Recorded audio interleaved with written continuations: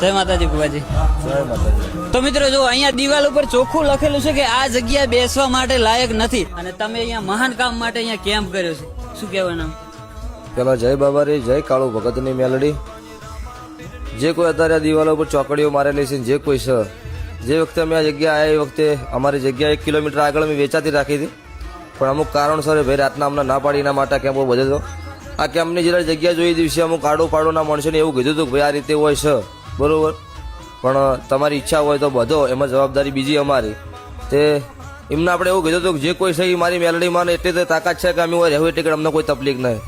અને જે આપણા ગુજરાતના શ્રદ્ધાળુ હેડ્યા છે, હું રામદેવરા જેવો કોઈ રોકાણા છે એમને દરેકને આ કેમ્પ બધે એના પહેલાંની વાત કે એમને ખબર જ છે કોઈ એવી વાત છે, પણ મેલડીમાંની રોમાપીની દયાથી આજ દિવસ અમને 10 દિવસ થઈ જાય દાડા સુધી અમને કોઈ તકલીફ નહીં, અમારા સ્ટાફને કોઈ તકલીફ નહીં, નહીં કોઈ પગપાળી ઉતરીને તકલીફ. અમારો કેમ્પ બાયતુથી આગળ 2.5 કિલોમીટર છે અને અમને એવો ભરોસો છે રમાપીર ઉપર ને મેલડીમાં ઉપર કે અમે રહેશું એટલી ઘર ગમે તે વસ્તુ હશે અમને કોઈ નરગત નહીં થવાની એવું પાકું છે. બોલો કાળુ ભગતની મેલડીની.